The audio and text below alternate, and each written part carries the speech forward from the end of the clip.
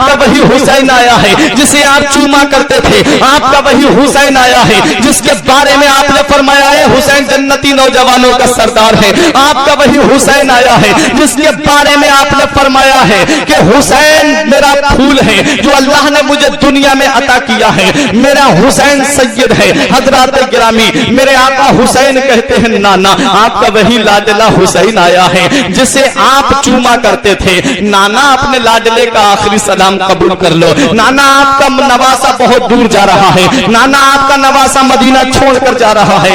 इमाम हुसैन ने अपने नाना के रोजे पे हाजिरी देने के बाद में अपनी माँ फातिमा के मजार पे हाजिर हुए। अर्ज करते हैं अम्मी जान, आपका वही लाडला हुसैन आया है जिसे बुखार आता था तो तुम मन्नत के रोजे रखा करती थी, जिसे तकलीफ होती थी तो तुम तड़प जाया करती थी। अपने लाडले का आखिरी सलाम कबूल कर लो। अपने भाई हसन के मजार पे हाजिर हुए। अर्ज करते हैं मेरे भाई, आपका वही भाई आया है जिसे आपने कभी अपनी नजरों से दूर नहीं किया, आपका वही भाई हुसैन आया है जिसे आप अपने सीने से लगाते थे, आपका वही भाई हुसैन आया है जिसे आप अपने कलेजे से लगाते थे। मेरे भाई, मैं आपसे बहुत दूर जा रहा हूँ, मेरे भाई अपने भाई का आखिरी सलाम कबूल कर लो। इमाम हुसैन ये कह करके मदीने से बाहर निकल रहे हैं। इमाम हुसैन मदीने से बाहर कदम रख रहे थे। अभी तक बीमार सुगरा को ये पता था कि मेरे बाबा मुझे साथ लेकर के चलेंगे। जब सवारियों पे सामान बांधा गया तो इमाम हुसैन ने फरमाया, बेटी सुगरा, तेरे अंदर इतनी ताकत नहीं है,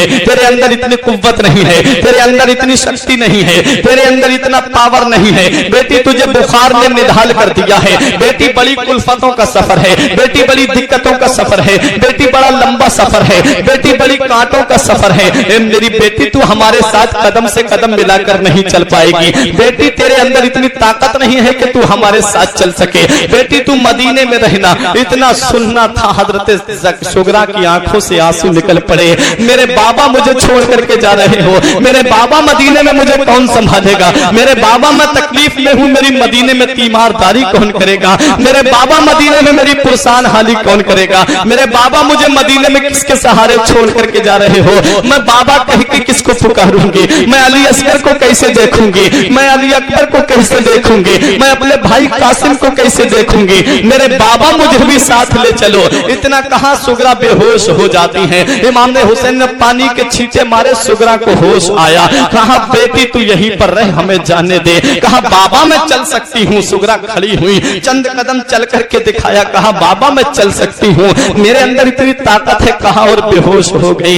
इमाम हुसैन ने कहा, बेटी तेरे अंदर इतनी ताकत नहीं है कि तू हमारे साथ चल सके। बेटी, तेरे अंदर इतनी पावर नहीं है कि तू हमारे साथ सफर कर सके। कहा, बेटी तू यहीं पर रहे। कहा, बेटा अली अकबर अपनी बहन को समझाओ। अली अकबर ने कहा, मेरी प्यारी बहन सुगरा, 1 महीने के बाद आऊंगा, तुझे ले चलूंगा। हजरत सुगरा ने कहा, ठीक है भाई, वादा करते हो? कहा, हाँ बहन, वादा करता हूँ। हजरत अली अकबर ने जब ये कहा तो छोटे से काफले को चलने का हुक्म दिया। अब ये छोटा सा काफला जैसे ही मदीने के बाहर निकलने वाला था, हजरत सुगरा ने कहा, मेरे बाबा एक बार मेरे भाई अली असगर को दिखा दो, एक बार मेरे भाई अली अकबर को दिखा दो। मैं अपने भाई को देखना चाहती हूँ, मैं अपने भाई अली असगर की बलाएं लेना चाहती हूँ, मैं अपने भाई अली अकबर के गले से लगना चाहती हूँ।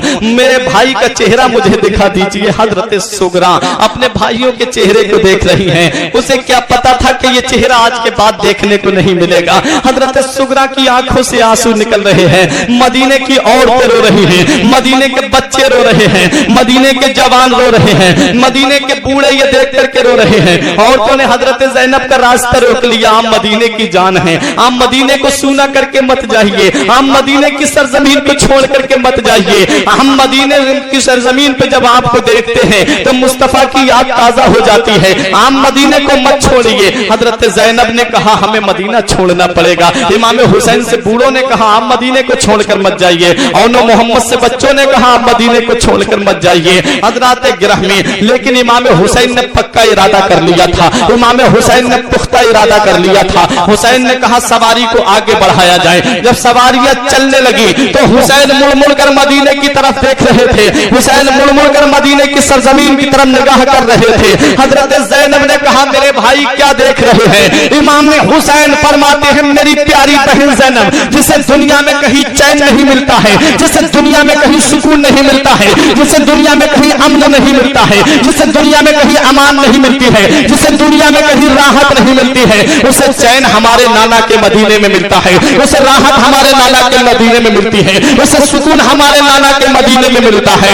आज वही मदीना हुसैन से छूट रहा है। वो मदीना जहां पर हुसैन पैदा हुए, वो मदीना जहां हुसैन ने बचपना गुजारा, वो मदीना जहां हुसैन जवान हुए, वो मदीना जहां हुसैन मदी बुढ़ापे की मंजिल को जब पहुंचने वाले थे तो हुसैन वही मदीना छोड़ करके आ रहे हैं। वो मदीना हुसैन से छूट रहा है जिसके बारे में आला हजरत ने कहा है मदीने के खित्ते खुदा तुझको रखे, गरीबों फकीरों को ठहराने वाले। वो मदीना हुसैन से छूट रहा है जिसके बारे में मुफ्ती आजम ने कहा है पयाम लेके जो आई सबा मदीने से, मरीज़ इश्क की लाई दवा मदीने से, तमाम शाहों गदा पल रहे हैं उस दर से, मेरी जहान को रोजी सदा मदीने से।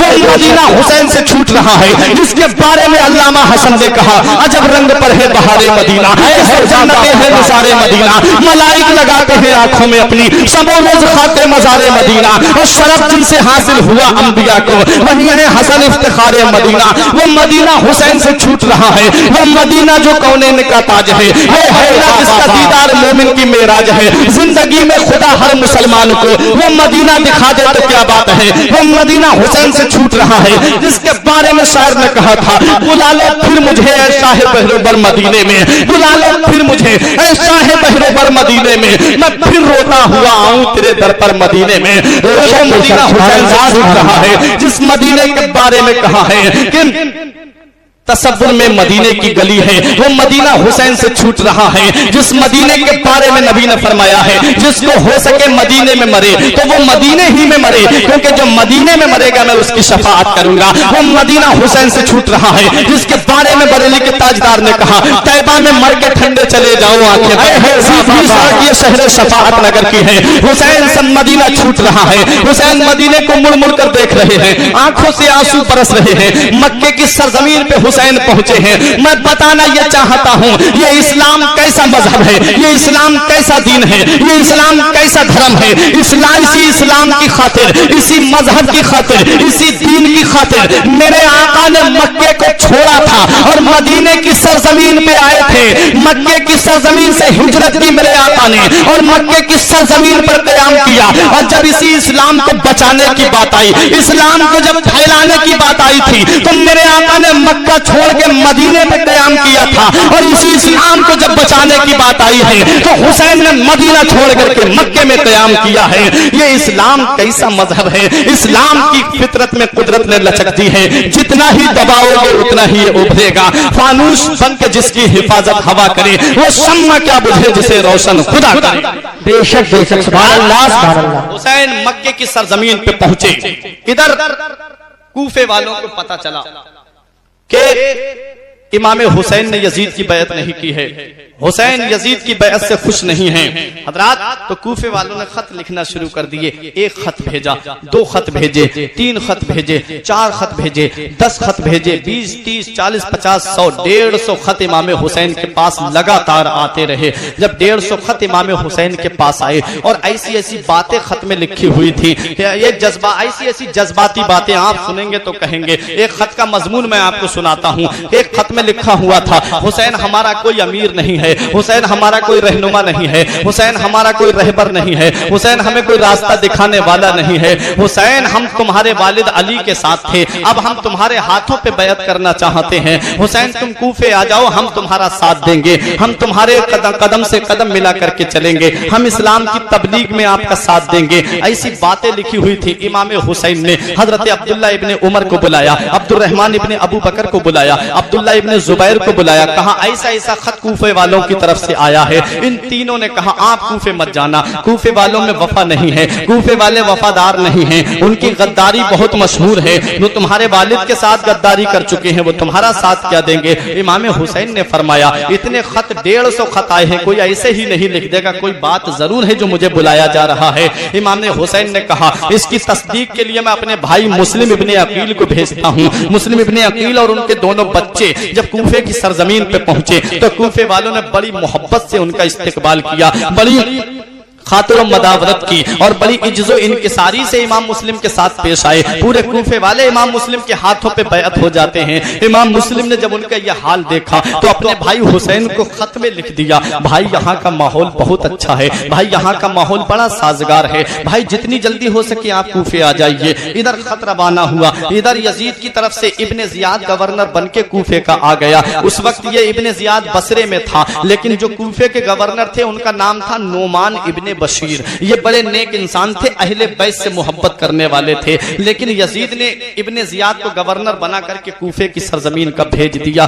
बसरा और कूफा दोनों इब्ने जियाद के कब्जे में आ गए। इब्ने जियाद रात के अंधेरे में चेहरे पे नकाब डाल के आया। इमाम हुसैन को खत तो पहले ही पहुंच चुका था, लोग इमाम हुसैन का बेसब्री से इंतजार कर रहे थे, लोग बड़ी शिद्दत के साथ इमाम हुसैन का इंतजार कर रहे थे। रोजाना सुबह को बाहर आ जाते थे कूफे के, कब इमाम हुसैन तशरीफ लाएंगे, और जब शाम होती थी तो अपने अपने घर चले आते थे। इब्ने जियाद रात के अंधेरे में आया, चेहरे पे नकाब डाल के आया। लोगों ने समझा शायद इमाम हुसैन आ गए हैं, लोगों ने नारे लगाए, इस्तिकबाल किया। इब्ने जियाद सीधा दारुल हुकूमत के अंदर गया, लेकिन लोग समझ तो रहे थे कि यार इमाम हुसैन आते तो अपने चेहरे पे नकाब डाल के क्यों आते, ये नकाब डाल के कौन आया है, ये बड़ा मकरो फरेब वाला आदमी था। जैसे ही इब्ने जियाद अंदर पहुंचा, नोमान इब्ने बशीर को पर्चा दिखाया, यजीद की तरफ से ये देखो क्या आया है। नोमान इब्ने बशीर ने देखा, कहा नोमान इब्ने बशीर तुम्हें माजूल कर दिया गया है, तुमने कुर्सी पे बैठ के सही इंसाफ नहीं किया, तुमने अमीरुल मोमिनीन यजीद के खिलाफ बगावत की है, ये कह रहा था इब्ने जियाद। इब्ने जियाद ने कहा तुम्हें यजीद ने हटा दिया है, जाओ तुम्हें माजूल कर दिया गया, तुम्हें बर्खास्त कर दिया गया,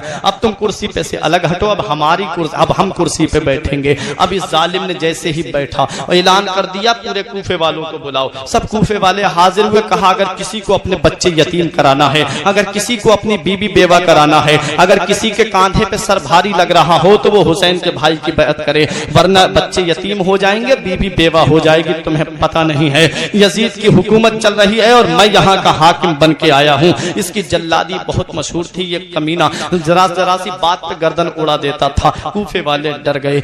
इमाम मुस्लिम मगरिब की नमाज पढ़ाने के लिए खड़े हुए, पूरी मस्जिद नमाजियों से भरी हुई थी, और जब इमाम मुस्लिम ने सलाम फेरा तो पीछे एक भी नजर नहीं आ रहा था। जिनको धोखे से कूफे बुलाया गया, जिनके बच्चों को प्यासा रुलाया गया, जिनको जिंदा में ले जाके डाला गया, जिनकी गर्दन पे खंजर चलाया गया, उस हुसैन इब्ने हैदर पे लाखों सलाम। इमाम मुस्लिम को अपना खौफ नहीं था, इमाम मुस्लिम को अपनी जान की परवाह नहीं थी। इमाम मुस्लिम को खौफ था तो सिर्फ ये था, मैंने इमाम हुसैन को खत लिख दिया है, मेरे भाई कूफे आने वाले होंगे। इमाम मुस्लिम ने जब मक्के की सरजमीन पे कूफे में क़याम किया था और इमाम मुस्लिम ने चंद दिन कूफे में रहे, उसके बाद में इमाम मुस्लिम को शहीद कर दिया जाता है। इमाम मुस्लिम के दोनों बच्चों को शहीद कर दिया जाता है। इमाम मुस्लिम की शहादत की खबर इमाम पाक के पास पहुंची, लेकिन इमाम हुसैन वहां से रवाना हो चुके थे। इमाम मुस्लिम इधर शहीद हुए, उधर इमाम हुसैन वहां से रवाना हो गए। मेरा इमाम एक मकाम पर आए जहां इमाम हुसैन की सवारी रुक गई, आगे नहीं बढ़ रही थी। फरमाया बेटा अली अकबर ये कौन सी जगह है?